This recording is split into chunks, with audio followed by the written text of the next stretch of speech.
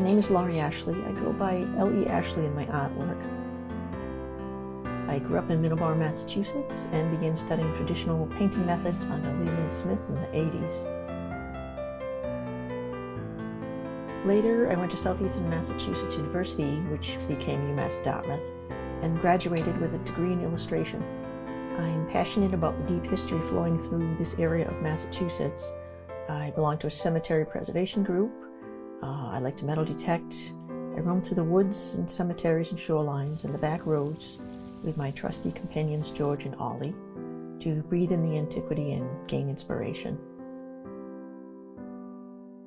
I usually have my eye to the ground looking for materials as well. My interest in all things historical began when I was about 3 or 4. I recall exploring my grandfather's barn and garage with my older sister. I remember standing still for a moment, taking in the atmosphere.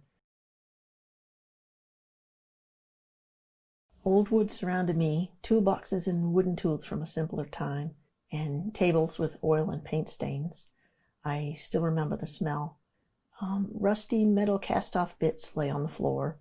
Old bottles stood on window ledges, bathed in the sunlight of memory and swathed in spiderwebs. Dust motes danced in the shafts of sunlight, and old yellowed newspapers wrapped delicate items in drawers. And so began my fascination with wood, tools, glass, and history. My interest in art came even before that, at about age 2. There's actually an old photograph from the 60s of that moment of epiphany for me. I'm in a high chair at my sister's birthday party with visiting cousins around the table. The oldest boy had drawn a 3-masted ship on a napkin next to me, and I remember thinking in my head, I'm going to do that. In general, my work entails assemblage pieces highlighting farm animals, abandoned properties, and landscapes.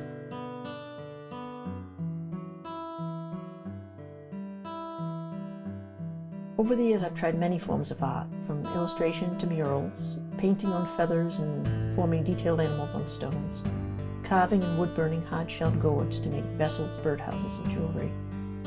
But I find myself always going back to miniature assemblages. They feel the most personal to me.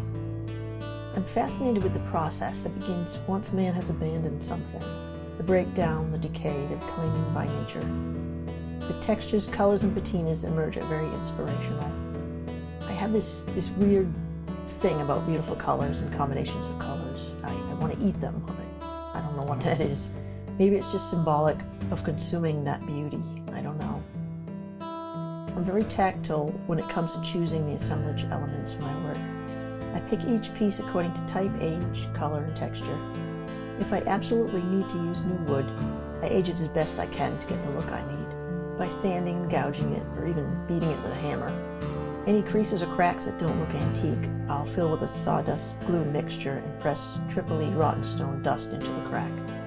I use a lot of old metal bits which I find while I'm out walking, or in someone's grandparents' garage or cellar. I'm often gifted with a box of rusty screws or tacks, which I really appreciate greatly. The broken things, the items deemed useless and left for scrap, are my treasures. As I'm making a piece, I develop a deep relationship with the elements I use to construct it. The wood bits, broken clocks, and farm boxes of history I have a great respect for, and I try to honor them as best I can by how I put them together with my paintings or photographs. I need my works to be small and personal. I want them to be held and touched and turned and looked at from different angles. I want the back to hold interest as well as the front. I want the viewer to feel nostalgic memories come up of trips to Grandma's house, or a nearby farm, or remember feeling spooked by the old abandoned house down the street from where they grew up. Bittersweet feelings and feelings of sadness are okay too. They're important as well. Where we came from is just as significant as where we are and where we may be in the future. Everything is circular, everything is connected. That's what I want my art to convey.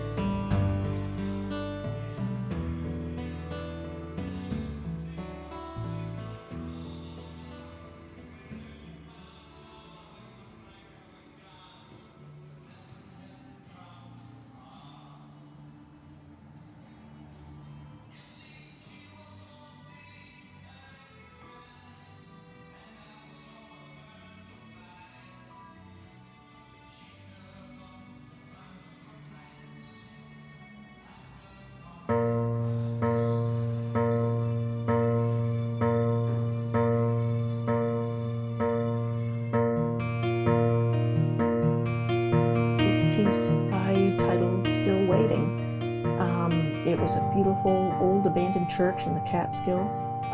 It was a lovely afternoon in, I think it was late September, and the church was lit just so from the outside, and had just a beam of light going in one of the side windows that lit up the interior, sort of a reddish color, and that's what drew me to this scene.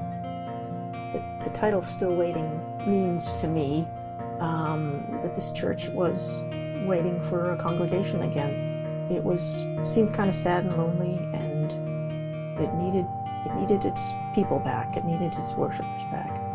I inset the painting into an old drawer, painted the whole thing white and distressed it, and added some other architectural elements.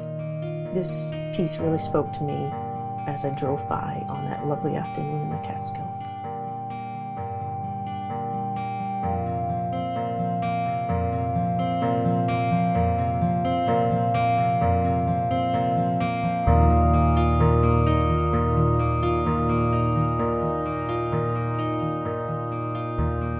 This piece I called 1923.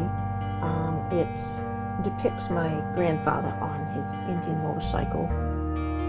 He was a very confident guy, so it's no wonder he'd be one of the first in the area to get one of the new motorbikes. He had a sidecar at one point, and took my grandmother up to New Hampshire and drove her all over the place. It's on an antique piece of trim molding. I like to keep the patina of the molding extra that I put on that. The numbers for 1923 are little copper pieces that they go on window screens to make sure that you get the right window screen in the right window. They're all number coded. There's a lot of copper on this. There's some patinated copper around my grandfather's photo. Basically, it means to me confidence and freedom, and if you've got some time, just get out there and do what you love to do.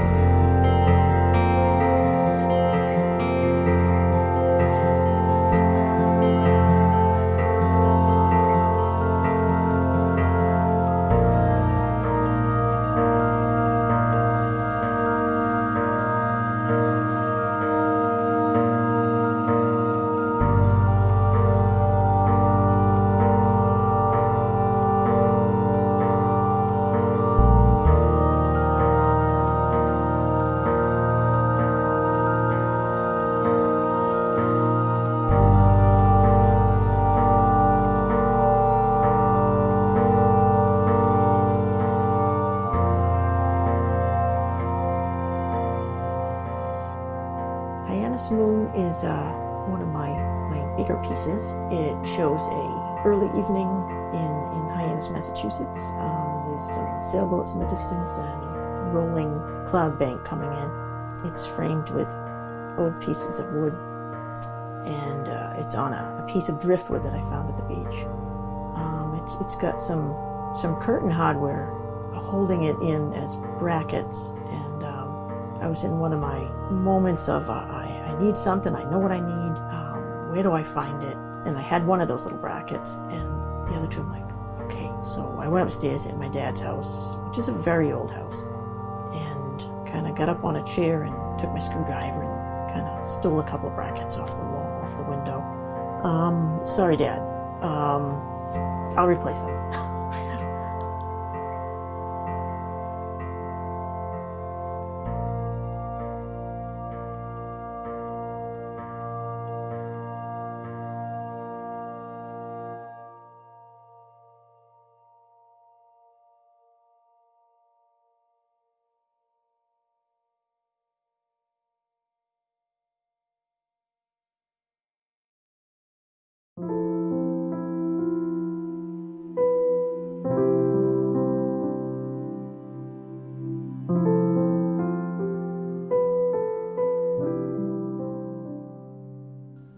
is a piece that the image itself is my great-grandfather up in Quebec. He was a wrestler. He owned motorcycles and a motorcycle shop when he was older. He's showing off his athleticism. I used some old typewriter keys for the word play. Basically, I want people to enjoy their life and what they've been given, no matter what that may be. Just use what you have and enjoy yourself in life.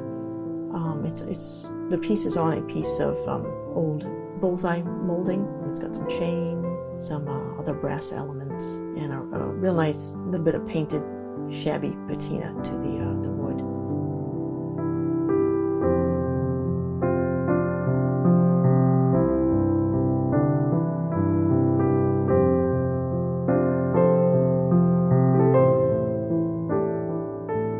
Rocky Meadow Bogs is another scene from Middleborough, Massachusetts.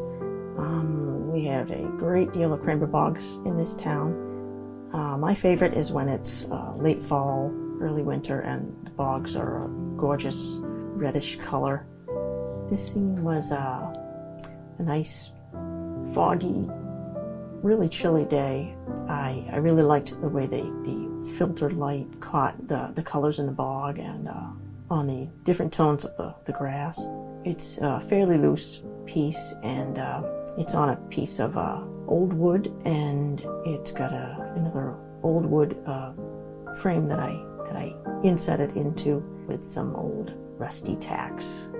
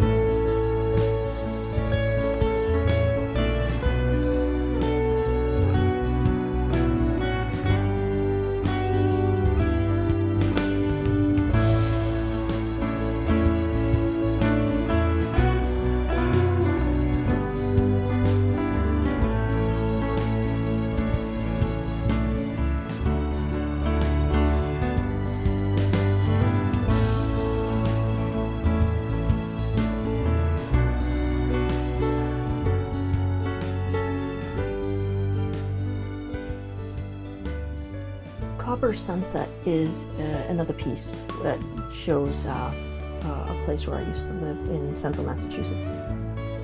early in the morning, it would be beautiful looking out the back. There was a big field behind the house.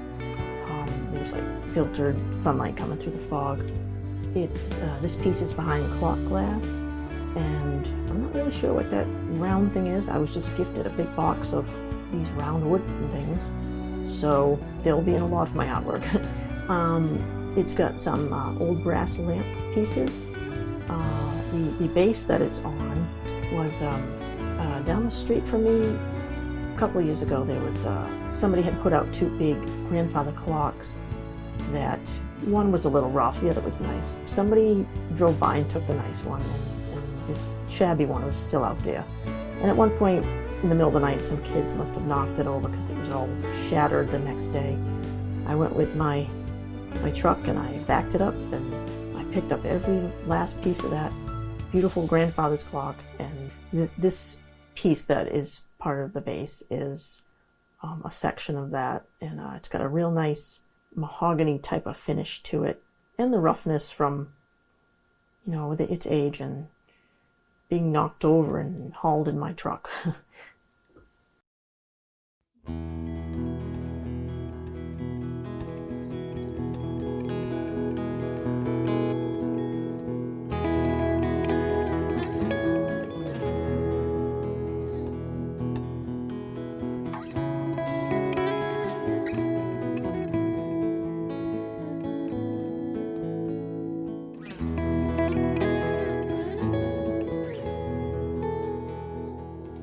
Waiting for the Tide shows two boats tied up at low tide.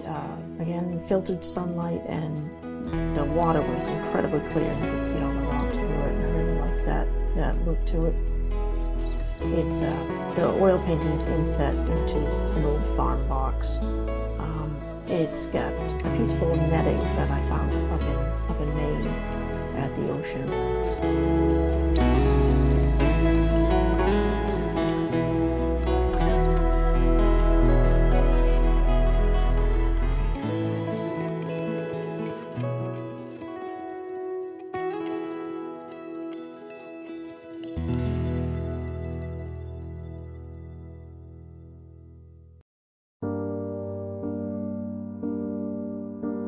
There Be Ghost here. That was a fun piece to make. The image itself is a scene from the fort on George's Island in Boston Harbor. It's in a very unique, beautiful little old clock case with a gorgeous alligator finish on it. So the finish and just the design of that little clock case, this is the image that had to go into it. It's a very eerie place. It's cool and kind of breezy in there, and it feels strange, so basically you kind of feel like there's ghosts around you. The light play inside the fort is just gorgeous, and also that really bright window in the background, I wanted to really bring that out.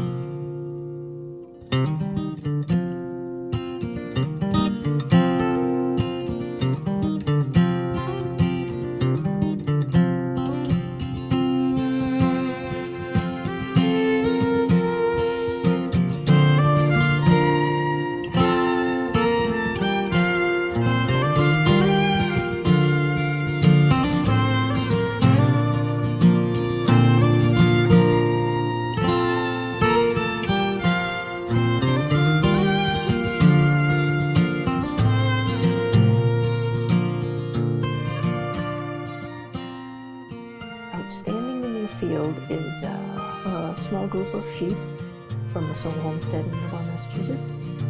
The top part is part of an old bird feeder I don't know, I found on the side of the road or something. It just spoke to me and said shelter, so I fashioned it into a shelter for the sheep. The sheep image is inset into a frame I fashioned out of just old pieces of wood from my giant pile of wood in my garage.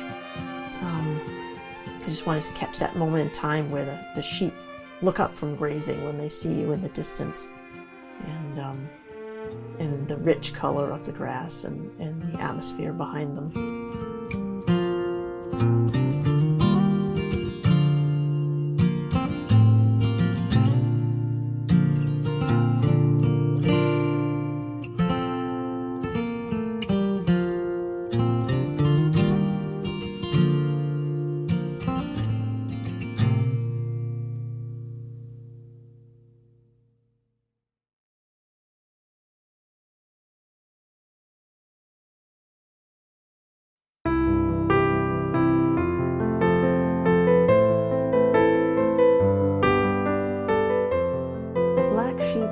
Is a very, very tiny painting. The oil painting itself, I think, was about less than 2 inches long, inset into a very small little box that I found at a yard sale. The sheep himself, the image came from Red Apple Farm up in north central Massachusetts. He was the only sheep there, and there were a bunch of goats, but he was the only sheep, and he just had such an attitude, and he just owned the place. So I had to depict him just standing there proudly, a little bit of muted sunlight on him. Since this painting was so tiny, I really had to go loose with it. A lot of times I wish I could go looser on the larger pieces, maybe someday that'll be in the future. I really enjoyed the blocking in of the colors and the looseness of this little sheep painting.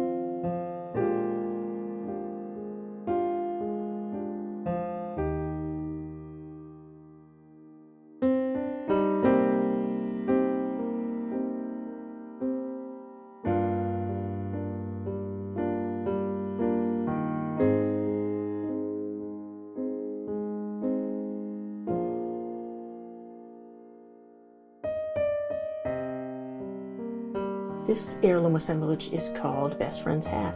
It shows my maternal grandmother and her sister, who I think there was a bit of sibling rivalry there, because I think she tried to outdo her with the outfits, and she always had this great big hat on. I didn't know them because they both died before I was born. They just seem like loving, kind people. Again, with the sibling rivalry going on probably though. The piece itself is on a piece of antique molding. It's got some old wallpaper on it and some other wooden elements, brass filing cabinet label, and some antique beads. I just wanted to show with this piece that the looks on their faces and who they are. People were people, you know, whether it's now or 80 years ago, 200 years ago. We're all the same. We just have different surroundings, and deep inside we're still all the same. I wanted to use the saying, when your best friend is really rocking a look, because that's a really modern saying, and the photograph is obviously antique, but humor is humor anywhere in any era, and I think that it kind of is that tie that binds us to the past. It's all circular, and we're all the same. We're just people making it through life.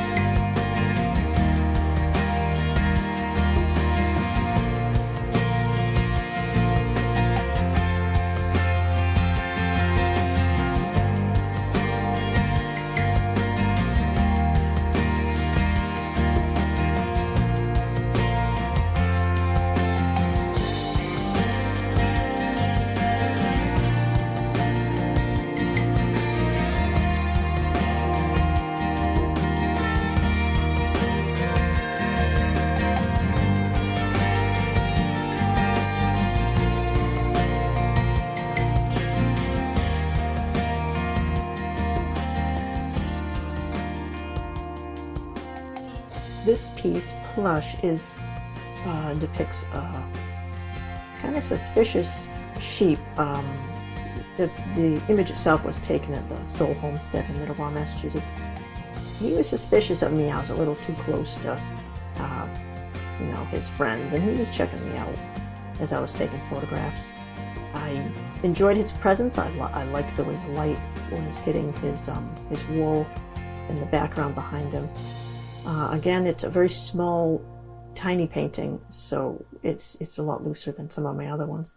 It has some other metal elements and a beautiful blue piece of driftwood that I found walking the beach one day. I just loved that little splash of blue color on it. It's a very small piece in total, but it has a big statement.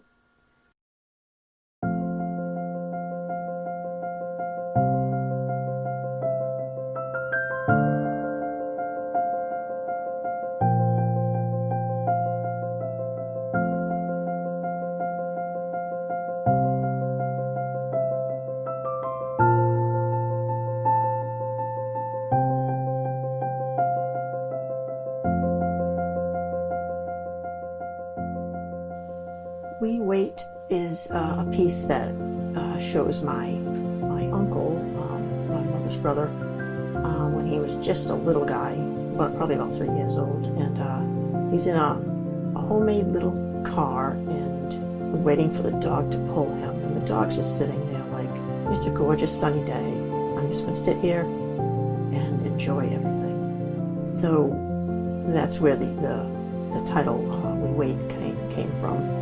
It's constructed of a piece of old type tray, a nice piece of really kind of rough looking sanded molding, and some brass elements, and a little chain to hang it. It was a difficult construct, but it all came together nicely, and it's a real nice solid piece. And basically, yeah, sometimes we just have to wait.